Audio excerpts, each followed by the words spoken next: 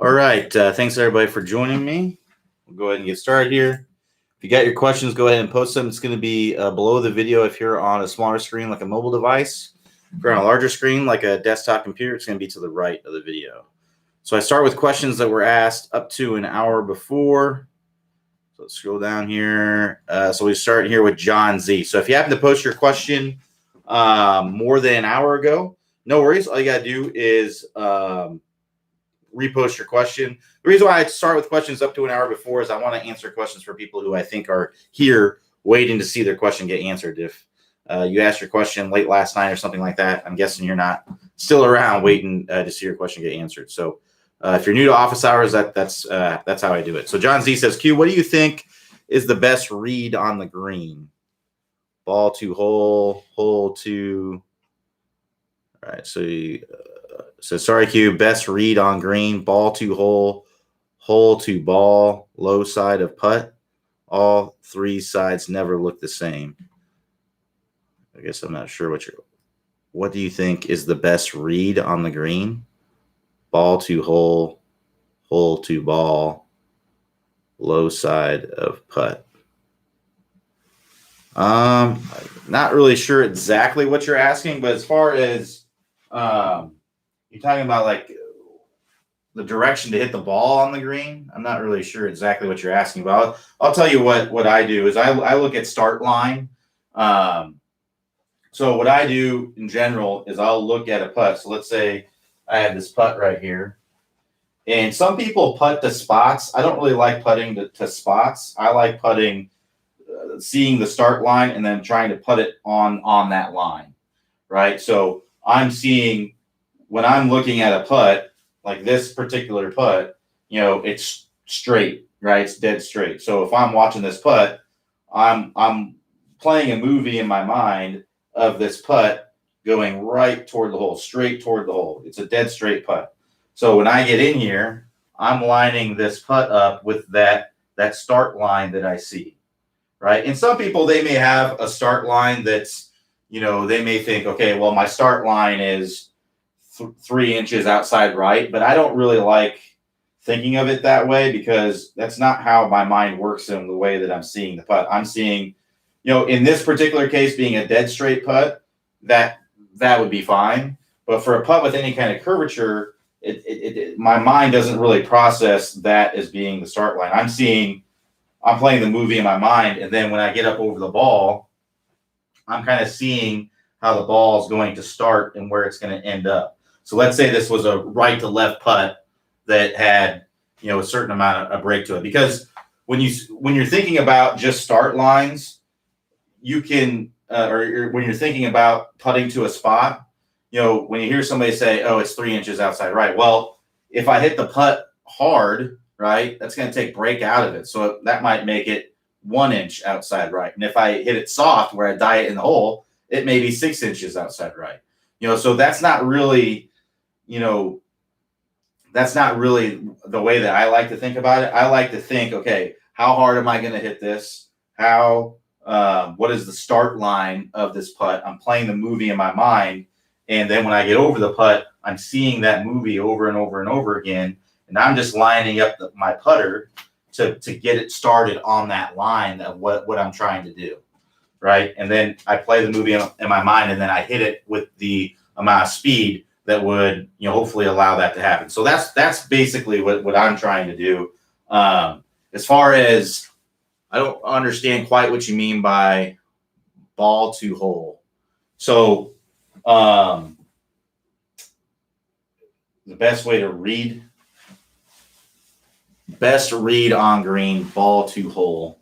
So basically the way that I read greens is I just take in all the information, right? So at the ball, what does it feel like in my feet? And then I'll actually walk around the green and kind of get a feel for, okay, I can feel that this putt's kind of breaking to the right a little bit, right? The subtle stuff is going to be hard. Like if it feels flat and it has a little bit of break in it, if you're playing a new course, I mean, I just wouldn't expect to make a bunch of putts. If you do, it's just kind of lucky because if you don't play somewhere very often, or you haven't got a feel for how the greens are and where everything breaks all the time, you're not going to feel the subtleness. It's going to be very, very difficult to feel the subtleness in your feet. Now, especially if they're fast greens. If they're slow greens, they're not going to break near as much. But for fast greens, the subtleness, you're just not going to feel that in your feet, and you can't see it. You can't see it either. So, it's just something you just know playing a course so many times that, okay, I know this putt's going to move a little bit to the right. So, so that's what, reading greens, I'm just taking in all the information. I'm feeling, okay, in my feet, what am I seeing? What am I feeling? And, where's the grain going? Where's the wind at? As we saw in the PGA Championship, it was very windy there. It affects putting. It definitely does, especially if you're on fast greens, faster greens, and there's a high amount of wind. It definitely it affects putting for sure a little bit. So I take it all the information there, and then I play the movie in my mind of what I see the putt doing based on that information. And then I get in and I try to get the ball. I try to line up the ball to start it on the line that I'm seeing in the movie. So like I said, I don't putt to spots. I putt to the movie that I see in my mind. That's actually how Tiger Woods learned how to putt. His dad told him to putt to the picture, right? Putt to the picture that you're seeing in your mind. It's basically the same thing that I'm saying. I'm trying to match the movie, the imagery that I'm seeing in my mind.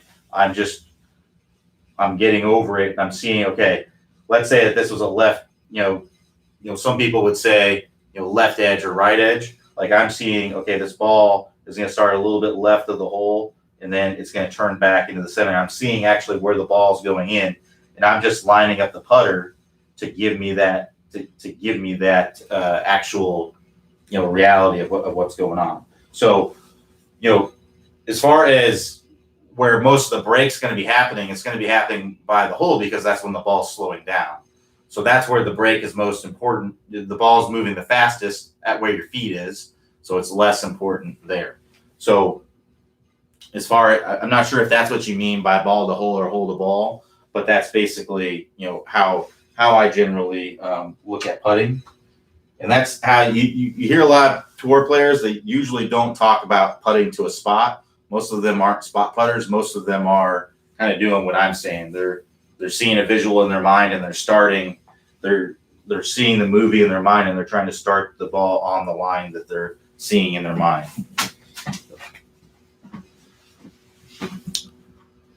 So Alan C says, I have a difficulty aiming greenside bunker shots. I set up slightly open with an open club face, but have little consistency with the direction the ball comes up. So I recommend going to a practice bunker and line up your feet and see where you're consistently hitting them, and then line up accordingly. It just takes some practice to figure out exactly, it's a feel thing. It's hard to know because your body, the ball's not really going as much in the direction of the face because you're hitting the sand, right? And usually your stance is open. Some players don't quite do it that way, but generally that's what you're going to have. So it becomes kind of a feel thing, and it's something you got to go practice. So that's what I recommend doing is actually set an alignment stick down in the bunker, have your feet lined up to it, so that way you can have an idea of where the ball is ending up in relationship to where your feet are. And then that will give you a better feel for where it is or for where you need to line up. All right, so Sean Nev says, hi, Q. I've been working through the distance fix and getting some great results. That's great to hear. The first day drill where Clay starts by really turning back in his left foot, and then the one focusing on the waist, I do really well.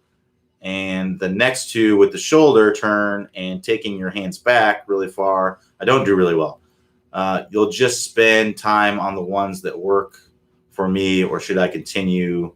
And then it cuts off. So basically, in every drill that's in the 20-minute distance fix, or pretty much every drill, you're going to be working on several different feelings, right? So what we're doing, because we don't know what's stopping you from So in the catapult drill, basically what we're trying to do is trying to get you to get a big shoulder turn. We're trying to get you to create more space and time to accelerate the club. So for some people, that's going to work better if we focus on just the left foot, because it may be just the lead foot that's stopping you from turning your hips and getting a big shoulder turn.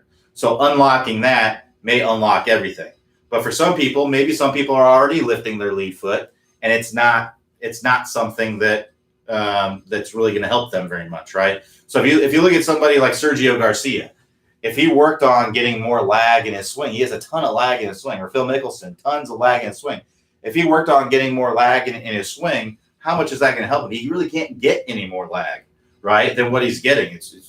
He would be, if he got more lag, he would be hitting his shoulder with his club, right? So that's kind of the way that it works whenever you're working on anything. We don't know it's a self-guided program, and we don't know exactly what it is that you need to work on. So we go through several things that are going to cover most people, right? So first we talk about the feet, then we go up to the belt buckle. You know, some people, maybe they're lifting their foot off the ground, but they're just not turning their belt buckle. So the thought of, okay, I need to turn my belt buckle away, actually gets them to get that bigger turn.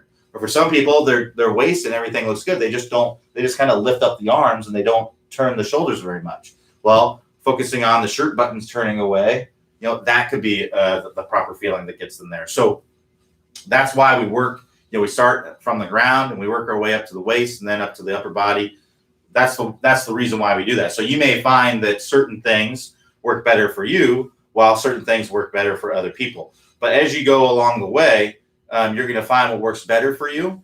And those would be the things that I would maybe come around to again and work on some more. And the things that didn't necessarily work the best for you, it's basically typically one or two things. It's either you didn't really do that thing that we're trying to get you to do, or you're already doing it, right? You're already doing it. And it's like Phil Mickelson working on lag, right? There's not much more lag he can get, right? So, it could be a situation like that. So Hans T says, in putting, are your wrists active, or should the movements be produced by the shoulders only? Generally, in the better putters, you're going to see the wrist not moving. Now, when greens were slower a long time ago, you look at Jack Nicklaus, he had a little bit of a wristy stroke. You see a lot of the older players, Arnold Palmer had, you watch film of him, like he's got a wristy stroke. Well, the greens were a lot slower back then, so you need to give it a little bit more of a oomph, a little bit more of a hit when you hit it. Nowadays, even on public courses, where they're not shaving them way down, the greens are much faster now. So generally, there's not going to be a wristy move. That's not to say that you can't play good golf or you can't putt well with a wristy stroke. But when you look at the better, basically all the modern putting strokes of all the better players, every last one of them is not using their wrists, right? They all have mostly just a shoulder, shoulders kind of stroke with the putter. So I would say you're probably going to have more success typically if, in general, if you're using mostly your shoulders to swing. But that's not to say that you may not putt better with your wrists. Putting is kind of an area of the game where there are less universal truths. Basically, what that means is when I talk about universal truth, I'm talking about like basically what the top speed golf system is, right? When you look at all the best players, they're all doing the top speed golf system. But if you look at the best putters, they're going to be doing a lot of different things, right? There's going to be different grips, different types of strokes, different there's going to be a lot of different things going on because there's a lot of ways to do it. So you have to find what works best for you. There's a much higher range of things that work really well with putting, and you have to find really what works really well is what you do well. It may not be what your buddy does well or what the best players do. You may find that you putt better with a wristy stroke, whereas Other players like myself, I don't putt well. I'm not really something I practice a lot. I've always been, I grew up watching Tiger Woods, so I tried to always putt like Tiger Woods, and he doesn't use his wrists in his stroke, so he keeps his hands really, really solid. So that's basically what I grew up doing, and that's what I still do today. But you have to find what works best for you. So Robert B says, is it important to shallow the club on a chip shot? And does getting too steep on these shots cause chunks and skulls? It certainly can. Generally, for a chip shot, we do want to come in nice and shallow. We talk about this in the chipping mastery course because it just gives you a higher percentage chance of hitting a good shot. It gives you a higher percentage of hitting a good contact. So basically, you almost kind of want to take a little bit of a putting stroke, except the only difference between a chipping stroke and a putting stroke is that in a putting stroke, it's mostly all shoulders, right? And then a chipping stroke, it's body. The body's more involved, right? So our knees are moving, our hips are moving, and that's getting everything else moving, right? Whereas in a putting stroke, our lower body is pretty much completely still, and then it's just the shoulders that kind of rock back and forth. But where we're coming into contact, that's going to be roughly about the same. So the reason why we want to come in nice and shallow with a chip shot is that it allows you to be able to hit behind the golf ball 2 inches and still hit a good golf shot, or hit ahead of the golf ball 2 inches and still hit a good golf shot, because you're going to have a much bigger space window to do that. Now, if I'm chopping down, right, I have to hit the ball perfectly in order to get the result that I'm looking for. Otherwise, if I hit a little bit behind it, my club's going to dig. I'm going to chunk it. If I hit too far in front of it, I'm going to skull it or top it or something like that. So in general, if you have a lie that you're able to do it, so you're in a fairway, you're in the fringe or something like that, you want to, or maybe you're in the rough, but the ball is it's a really good lie, and you can get the club on the golf ball easily.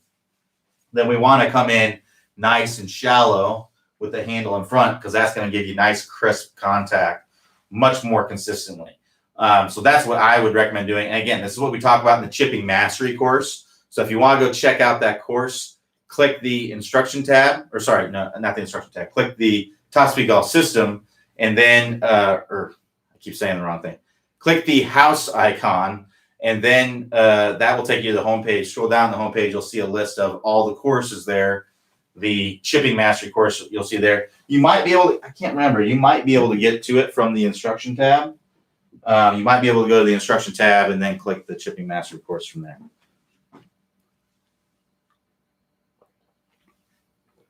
All right, so let's keep moving here. So Alberto A says, can you demonstrate the shallowing of the club, rotating the hands clockwise, then closing the club counterclockwise? Does the closing of the club start at the top? It certainly can, but shallowing out the club, what we're talking about shallowing out the club, it's just the club flattening out. So that's shallowing. The club going from a steep position to a shallower position is shallowing.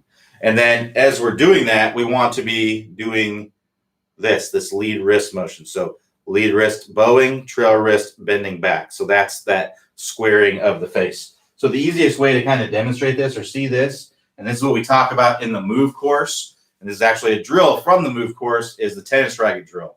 So with the tennis racket drill, you grip it, just like a club, and it's almost like the club face is the strings on the racket here. Now, as we go up to the top, what we want to do is we want to get those strings pointing up to the sky, as the strings are also pointing more toward the camera, more behind you. So if I do those at the same time, strings toward the sky and strings toward the camera here, or back toward you, that's that shallow, that's what the move is. The move is that, right? So if we look here, we're going up, and it's the butt end of the tennis racket is going to be pointing more toward the camera, and then I'm going to be pointing the strings more back behind me, right? This is an exaggeration, but you can see what that is. So that right there is the move. So as I'm doing that, what's happening is my forearms are rotating, right? And that's what's getting this club to shallow out. So that's that turning of the doorknob clockwise, right? So you're doing a turning of the doorknob clockwise. For a right-handed golfer, it's going to be clockwise. Left-handed golfer, it's going to be counterclockwise. But we're turning a doorknob, right? That's the feeling that we want to have. And then with the wrists, I'm bowing this lead wrist. So this is called wrist flexion. And then I'm extending this wrist. This wrist extension. So that's that closing of the face. So now, once I get the club in this kind of position, now I can turn into the golf ball, and I can have that face square and lots of forward shaft lean. The reason why this is effective, because imagine I was like this. Imagine I was the opposite. I had this club steep, so the butt end of the club's pointing more straight down to the ground. And I also had this face open, so I had my wrist cut like this. My trail wrist was flat. This is what I see all the time on the lesson tee. That right there. So face open, club steep. Well, if I continue in this fashion, what I'm going to do is if I continue to rotate and come into impact, well, that face is going to be wide open, right? And I'm going to be swinging way over the top. So I'm going to hit the biggest slice you've ever seen if I do that. So what most people do is they'll make a compensation in the golf swing to be able to get the club back on plane.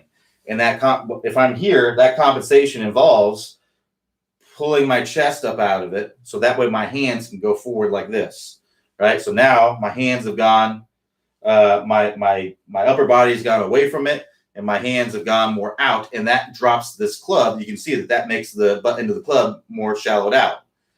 And then my face is still open, but now I have to flip to square up the face, and I also have to flip to get to the golf ball because my upper body's moved away from it.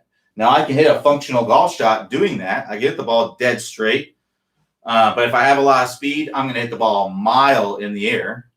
And if I don't have a lot of speed, I'm not going to have a lot of compression on the golf ball because I've added loft, right? And I'm also going to have a difficulty being consistent because my club is now coming in very, very shallow with the ground, which means I'm going to tend to hit the ball thin. I'm going to tend to chunk the ball. Generally, I'm also going to tend to have a hard time controlling my face in my path to be able to be consistent. So that's what we're talking about in the move course, is getting this basically on plane, squared up sooner, so that way we can stay in our posture and be able to rotate our body into impact and be able to get the hands in front. So face square, on plane, rotating in our posture, hands in front, square club face, everything is in a much more consistent position when we do that. So that's basically what the move course is. And if you have a old tennis racket from high school, it may the grip may disintegrate in your hands. But that's from the move course. To get to the move course, you can click the instruction tab, then click the Top Speed Golf System, and then click the move. So David W. says, hey, Q, I can't seem to release the club with a strong grip. I do much better with a neutral grip. Also, wrists get sore with a strong grip. Should I stick with what works and try to better develop lag in the neutral grip? Can you talk about getting lag with a neutral grip? You can get lag with a neutral grip. You can get lag with a strong grip. You can get lag with a weak grip. The grip is more of a it's more specific to you. So some players, like a Matt Wolff has a very weak grip. If you look at him at impact, he's going to look like this, right? He has tons of lag, shallows out the club, gets tons of shaft lean, but has a very weak grip. If you look at a Dustin Johnson, he has a grip that's a little bit more on the stronger side, right? Gets plenty of lag, lots of shaft lean at impact. So there's lots and lots of ways to do it. It's just that generally I like to see players with a stronger neutral to stronger grip because I just think it's easier. Most players struggle with getting the face closed enough, and they make compensations in their swing to be able to close the face. So one of those compensations will be releasing lag, right? So it may not, it's hard to say, David, without seeing your swing and all the things going on, what you should go with. But like I said, you can get lag in forward shaft lane with a weak, neutral, or strong grip, anything in between there. It's a matter of what's necessary for you personally. But there could also be, it could be that maybe you're more comfortable with a neutral grip because that's what you've always had, and you've always released the club early, it sounds like, and that's what's most comfortable for you. So in order to get to where you want to be, it may be easier to go to a stronger grip and work on releasing that club more out in front. It's hard to say without seeing your swing or knowing what's going on there, but like I said, it's more of a personal thing. So if you're more comfortable with a neutral grip, then yeah, try to get your lag and everything with a neutral grip. You can absolutely do it. Doing it that way. Tiger Woods has a fairly neutral grip. Adam Scott, fairly neutral grip. They have no problem getting lag and forward shaft lean and things like that. So it's really, but like I said, I usually tell people to go to a stronger grip because most people struggle with getting the face squared up. They leave it open, and strengthening the grip makes it easier to do that.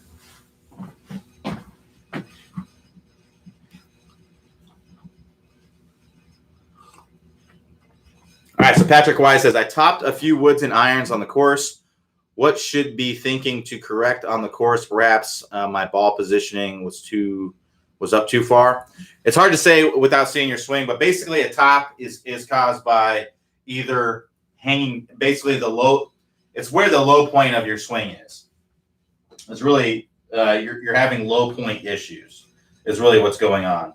So if the most common top is the one where the low point is occurring before the golf ball, right? So what that means, when I say low point, I'm talking about where the club is coming down, reaching its low point, and then working back up, right? So when a club reaches its low point, well before the golf ball, and then starts to work up, you'll tend to hit tops, right? So that may be what's going on, and that could be caused by, if you have the ball position way forward, that means it's going to be harder to get the low point more in front of the golf ball. So you may be hanging back, and the low point is occurring before the golf ball, and then you're hitting the top of it, right? So moving that ball position back may help. Generally, good ball position for shots off the ground is going to be, kind of straight down from the lead ear. If you have your good spine angle, straight down from the lead ear is going to put the ball slightly forward of the middle of your stance. That's generally a pretty good place for about any club you're hitting off the turf. So that's one thing that I would look at. The other thing that can cause a top is the low point being too far forward. And this is generally when I see people top the ball who are over the top swingers. If you're over the top, you can very easily get that ground contact too far forward. Because if you imagine this, imagine I was swinging 45 degrees over the top. So you got straight to the target there, and then 45-degree angle with the target line. That would be way over here. Well, look at where my club is bottoming out. It's bottoming out way in front. If I swung 45 degrees into out, well, now my club's bottoming out way back here, right? Way back on my right foot.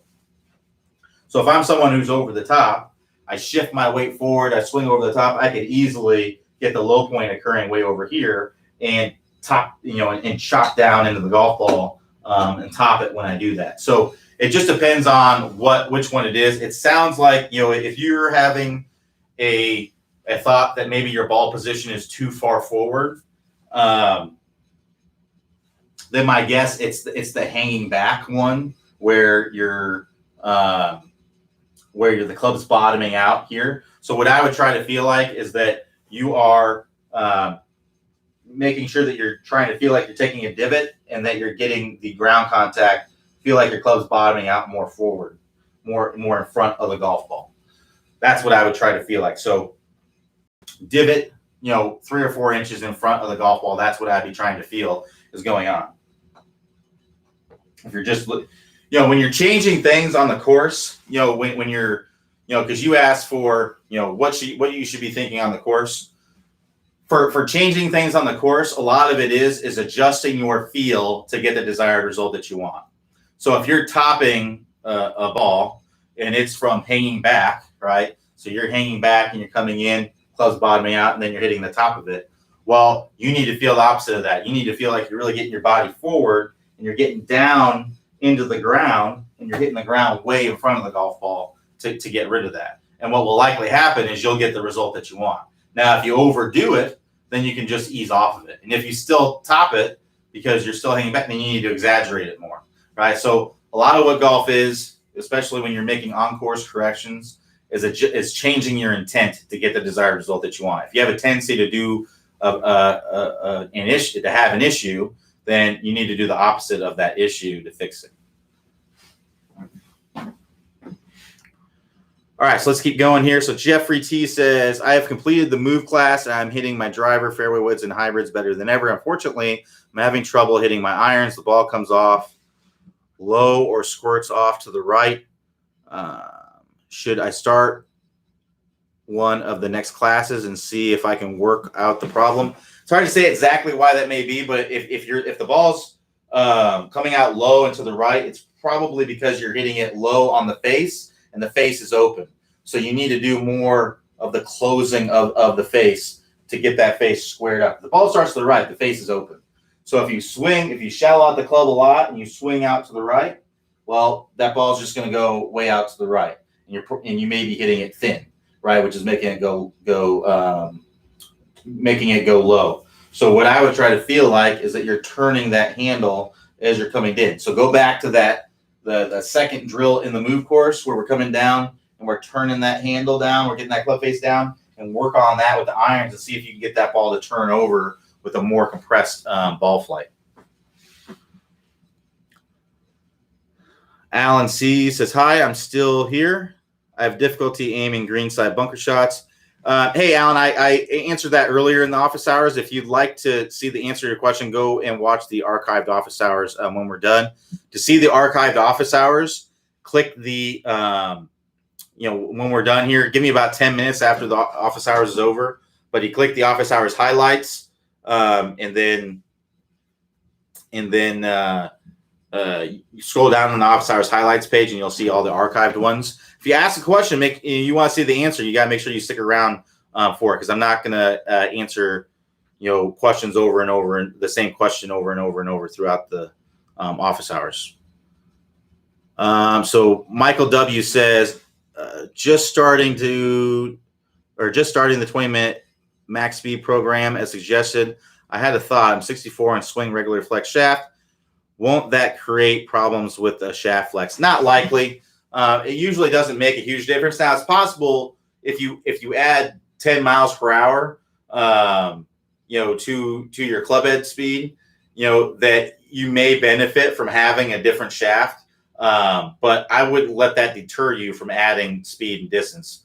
So I would gain the speed first, and then and then see afterwards if getting a different shaft may benefit you. But I wouldn't be afraid to do speed training because your shaft may be wrong.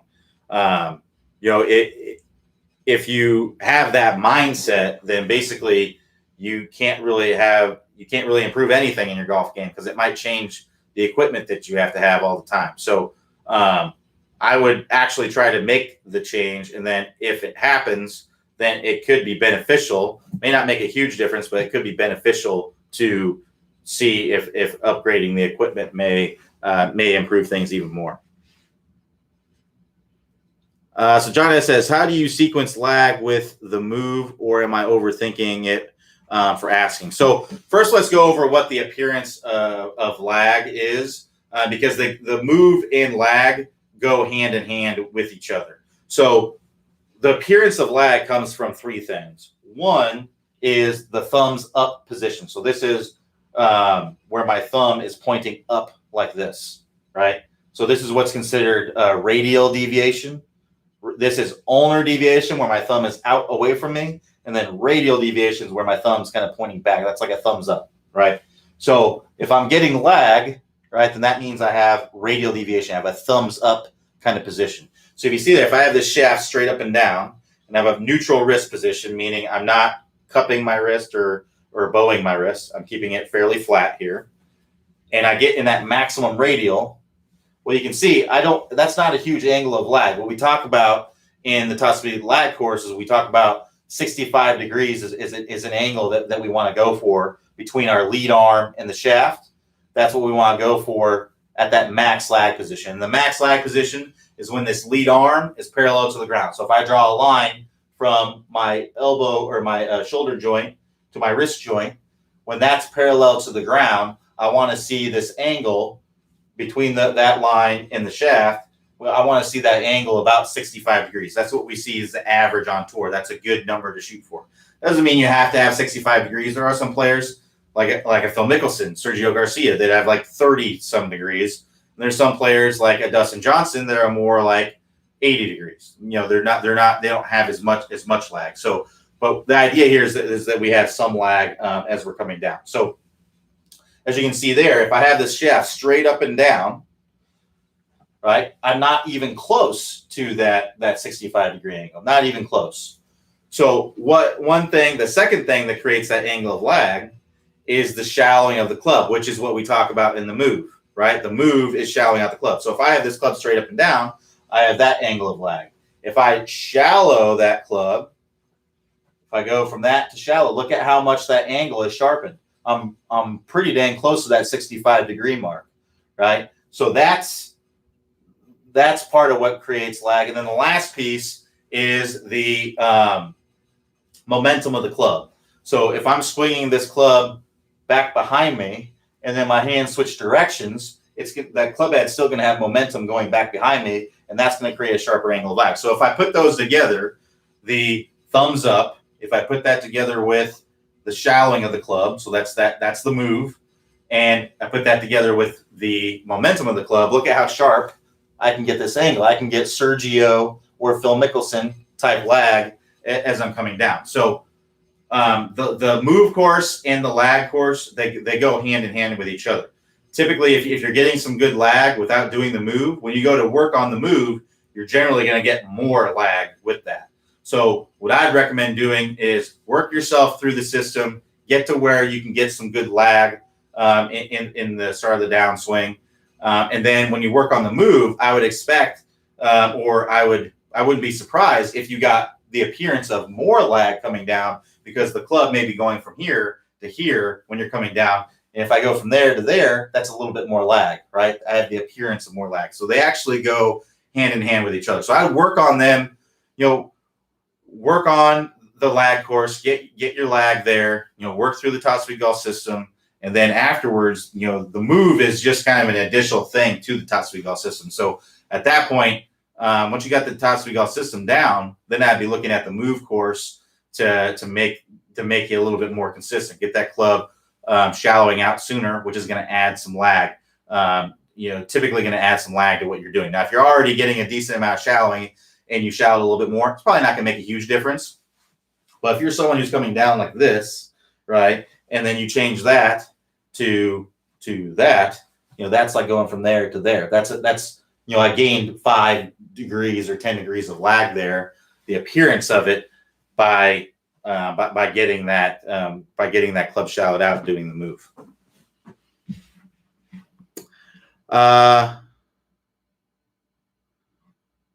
So Roman F says, I've seen a couple of videos that recommended widening your stance to hit fairway woods in hybrids. Widening the stance seems to help getting your tilt in your spine angle addressed. Do you agree re-widening the stance? Now for myself, basically I have 3 stance widths for the most part, based on the club that I'm hitting, also based on the shot that I'm hitting. So let's go over what that would be. So for a driver, I got the inside of my feet to be a little bit outside my shoulder width, right? So if you drew 2 lines straight down from my shoulders, they would be just outside or just inside the inside of my feet, right? So this would be driver. I generally like to have a little bit wider with the driver. One, it gives you stability. Now we don't want to be too wide because then it's hard to move. If we're kind of in this area like this, it gives you some good stability and still allows you to be able to move. And what it also does is it allows you to get more angled away as you're coming in. Now with about anything that I'm hitting off of the turf that isn't a wedge, I'm going to be more like in this area. So basically my ankles are right at shoulder width apart typically. So, and that's with any club for me. Now, if you want to get more spine tilt, hitting a fairway wood or something like that off the ground, yeah, you can be a little bit wider. That's completely fine. It's not something that I do, but it definitely, if you're someone who is struggling to get that spine tilt with those clubs, then yeah, I could definitely see that being a thing for sure. because they can help you get it up in the air a little bit. And then for a wedge, I'll typically be fairly narrow. So I'll be more like in this area if I'm hitting a wedge shot. And the reason for that is it helps me to lean forward a little bit more to hit more down on the ball. I like to flight my wedges lower and with more spin. So in order to do that, you have to have more shaft lean and you have to hit down on the ball a little bit more, which also makes it flight a little bit lower. So getting a little bit narrower with my stance and feeling like my compression line is almost, leaning toward the target at impact, coming in like this, then that allows me to get those wedges really nice and low and get some good spin on them. So that's the way that I hit them. So yeah, that's completely fine if you want to do that, but that's not something you have to do, right? It's something, if it helps you to hit better golf shots, then yeah, do it. But if not, then maybe go back to a narrower stance. So Gene L says, I play left-handed. Which hand should be leading on the swing? Both hands do things. So you're not just swinging with left hand only, and you're not just swinging with right hand only, and vice versa. So I'm not left-handed, so I'm not really going to be able to explain it apples to apples with you. But the best way I can describe it is with the trail hand, which for you is going to be your left hand. So if you imagine it, I'm going to try to do this left-handed. But for your left hand, it's almost like a sidearm skip across the water. That's what it is. So if you imagine how your left arm is powering things when you're just throwing something, skipping a rock across the water, right? Here, it's fairly loose. And then as you get in here, you're providing a lot of power, and then you're letting it go. And that's the same thing that's happening in the golf swing, right? You're fairly loose here, and then you're providing power as you're coming in, and then you're throwing it out in front. Now, with your lead hand, as that is throwing it, as your trail hand is throwing it, your lead hand is going to be pulling up and in, right? So that's almost like throwing a Frisbee. So imagine if I was to throw the top of this box, this ball box, like a Frisbee, right? I'm coming in, not a lot of power, and then I'm getting here, I'm providing power as I'm going up and in, and then I'm letting it go, right? So that's the same thing in the golf swing. The hands, it's not really. This is why it can be really tough, because in your mind you're thinking, well, I can just focus on one hand doing everything, and that's a lot easier. And that may be okay if you have an overactive hand in one area. So let's say, a lot of golfers have an overactive trail, or the trail hand does too much too early. For a right-handed golfer, what I see a lot of times is that right hand, it starts doing right away. So it's not relaxed at the top. It's from the very top of the swing, it's letting go. And then it's letting go right here instead of relaxed and then powering and then letting go, right? So that's what we want to feel like, is that we're throwing something out in front. Most people, the way that they swing the golf club, especially those who cast and flip, are up here, and it's like they're throwing something into the ground, right? So that's why golf can be really difficult, because we're hitting a ball that's in front of us, but we want to hit it out there. But we need to feel like we're hitting something out there in order to make that happen in the most efficient way possible. So what we need to feel, if you are someone that's doing this right away, then it may be a good feeling for you to feel like the left hand or the lead hand does everything. But in reality, that's probably not what is going to happen. In reality, it may look like more like this. As you're coming in, it may look a little bit better. So a lot of what golf is just adjusting your field to get the desired result that you want. So if you have one hand doing too much over the other, it may be good to feel like the hand that's doing too much is doing nothing. And in reality, it may do the amount that you want. And then the lead hand or the other hand will do what it needs to do as well. So what's actually happening, or what you're seeing is actually happening in better players, is the trail hand is relaxed, powering, letting go, and then the lead hand is actually powering in the start of the downswing, is then relaxing and then pulling up and in through contact and letting go, right? So that's the reality of what's going on, and the way that you need to adjust your field to get that to happen is going to be specific to you. And I'd recommend working with an instructor or working through the Top Speed Golf system, the straight line release course, things like that, to get those synced up properly.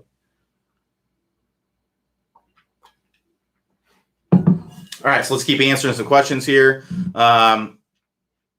Angel B says, I have videotaped my swing when hitting a driver and compared it to the pros.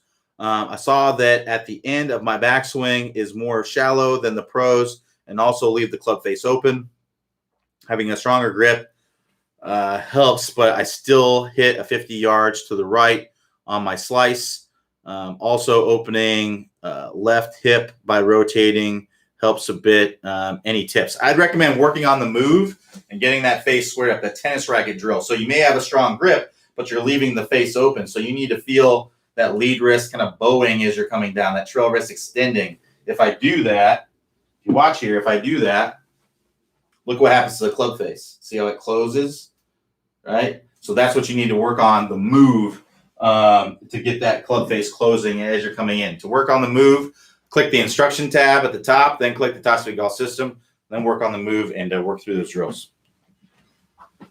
So Ken P says, I've been working through the website lessons and office hours, and now I have been using the impact snap you recommended by attempting to hold lag to my lead leg and speed up my turn down. I have been able to increase my swing speed without intentionally releasing my hands by 5 miles per hour. Now, how can I include whip at straight line release to increase speed without flipping the club?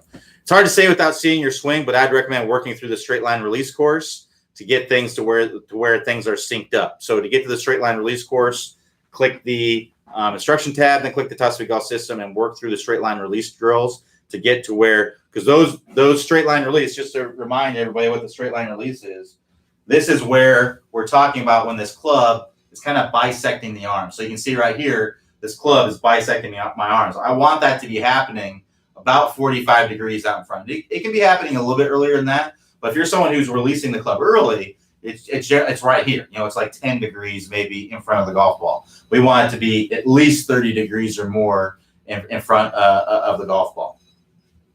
So that's what the straight line release is. So what you're talking about is exactly what the straight line release is, and we have a whole series of drills to help you to work on that. So that's what I'd recommend doing. Go to that straight line release course and work through those drills to make sure you're not releasing the club too early. And again, to get to the straight line release course, click the instruction tab, then click the Top Speed Golf System, then click the straight line release course. James P says, on the downswing, what is the right way to get the right elbow leading down in front of right side? Let me read that again. On the downswing, what is the right way to get the right elbow leading down in front of the right side? So one drill that you can do is with a ball. Like if you have a little, I don't have one in here right now, but a good drill to do is with a little, like a small soccer ball or like a play ball, almost like a dodgeball, something like that. Put it between your arms. And then when you go up to the top of the swing, I feel like you're kind of squeezing the ball into your lead arm. So you're kind of going like that. And that's going to get that elbow. What we need to feel is we need to feel the elbow going like this. What a lot of people do in the start of the downswing is they do what's called internal rotation with their trail arm. And what we need to be doing is a little bit of an external rotating. So if you think about it this way, if you're arm wrestling, right, if you're winning the arm wrestling contest, you are internally rotating your arm, right? If you are losing, you're externally rotating. So that's what you need to feel like you are losing an arm wrestling contest when you're coming down. You can see when I do that, look what happens to the club. It gets that club nice and shallowed out, and then I can rotate my body open. If I go the other way, if I win the arm wrestling contest, that steepens the club. And now when I get here, now I have to make some sort of compensation to get the club to work from the inside. And that's usually going to involve standing up, early extension, flipping, and things like that. So I try to feel like you're externally rotating, losing the arm wrestling contest as you're coming down, and that ball drill where you squeeze the ball between the arms. Now, what's important with that drill is that you don't squeeze the arms together like this. Your lead arm is staying solid, and the trail arm is squeezing the ball into the left arm. So we don't want to go like this when we're coming down. We want to go like that. All right, so see how my lead arm stays solid? I'm not going like this. I'm going like that. All right, see the difference there? So feel that losing of the arm wrestling contest as you're coming down. That should help out quite a bit.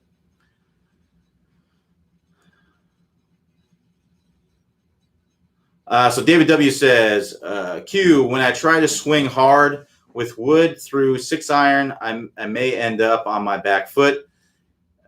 Can stop it with conscious competence. Not a problem. 7-iron on down. Can you recommend a non-ball drill to get the front side with speed?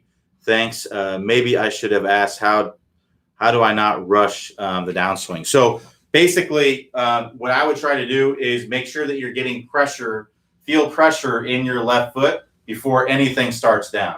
So what that means is that typically when someone's rushing the downswing, it's either because they're not getting a good enough shoulder turn, right? So they're here and then they just feel like they have to rush the downswing to get any speed. So that's what I would make sure of, is that with those longer clubs that you're getting an adequate shoulder turn.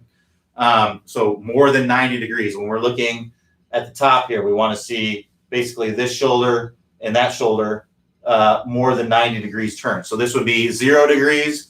That would be 90 degrees. This would be more than 90 degrees. So I'd be trying to make sure you're getting at least a 90-degree turn or close to that. Not everyone may be flexible enough to get a 90-degree turn. And then from there, I'd be making sure that you're getting pressure in that lead foot before you start the downswing. And a way to do that would be to make sure that you're shifting pressure as you're getting up to the top of the swing. So in order to get pressure in my lead foot before I start the downswing, I need to be shifting pressure that way before I reach the top of the swing. When I'm talking about pressure, I'm talking about the forces you're putting into the ground with your feet. So this would be 100% pressure in my trail foot, 100% pressure in my lead foot. So at address, I'm about 50-50. As I go up to the top of the swing, I'm loading up. I'm putting more pressure into my trail foot here. And then as I get up toward the top of my swing, I want to start shifting that pressure that I shifted to my trail foot. I want to start shifting that pressure into my lead foot. And I want to start feeling more pressure in my lead foot before I start down. So complete the backswing, pressure in the lead foot, and then let everything kind of come through from there. Push into the ground and let that kind of start unravel the downswing. If you're rushing the downswing, it's simply because you're hanging on that back foot, and then you feel like you have to rush everything to get any speed. If you get to your lead side, now you can let everything kind of unravel like we see all the tour players doing. So a good drill for that would just be to get in your address position, go halfway up, load it up, pressure into the trail foot, and then from here to the top of the swing and into the follow through, we want to be shifting pressure into the lead foot. So I'm going to, from this point in my backswing, I'm going to shift to my lead foot, complete my backswing, and then swing down and through, right? So I'm here, loaded up. That's where I'm getting my maximum pressure in my trail foot. From this point, I'm going to be pushing forward as I reach the top, and then I'm going to start my downswing once I get pressure in my lead foot, and I'm going to let that kind of lead everything, so that way I'm not rushing everything as I'm coming through. So give that drill a try and see if that helps with the rushing the downswing. All right, so we have about 5 minutes left. If we got any last-minute questions, go ahead and post them on there. If not, we'll go ahead and wrap it up for today.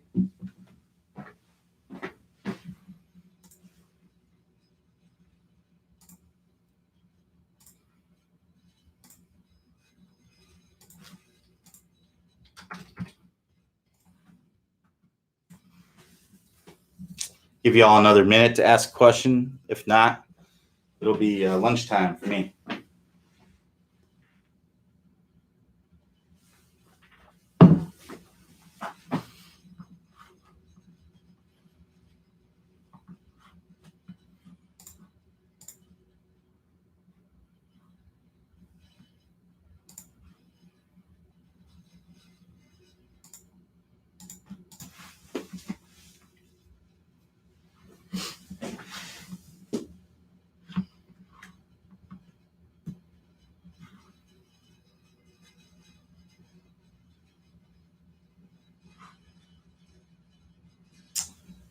Stephen S. says, Q, thank you for your insights. No problem, Stephen. Glad to help.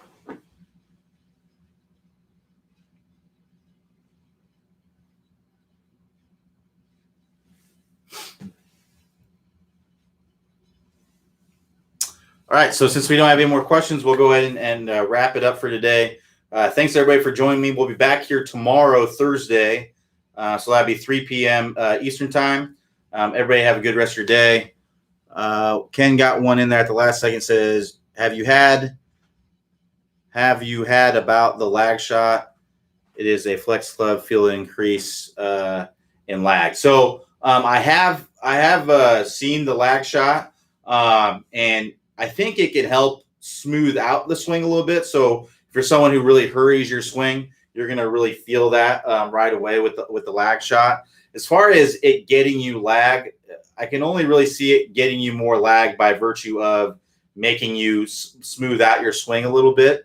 I don't think it's actually going to stop you from casting the club, in my opinion. And I haven't played around with it much, but that's just kind of what I've seen with it. But the main thing that I see with it is it can help you kind of smooth out the swing. So if you are someone who's kind of rushing the swing, like Dave was talking about, that could be a good thing to help you kind of basically get that transition, take your time in the transition, because you don't want to be fast here. This isn't where you want to be fast. You want to be fast at the golf ball.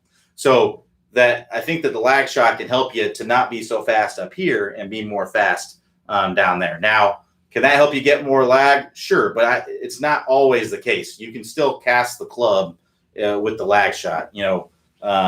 I've seen it. So even the guy in the commercial is casting the club. It just doesn't look like it because the shaft is so flexed, right? So it's like if you look at the hands look the exact same. It's just that the shaft is flexed so much that it looks like the club head is lagging so much behind, and that's not really lag. That's just the club having so much flex in the shaft. But yeah, if you get one and you feel it works great for you, let us know. We do have one. We just haven't had a chance to.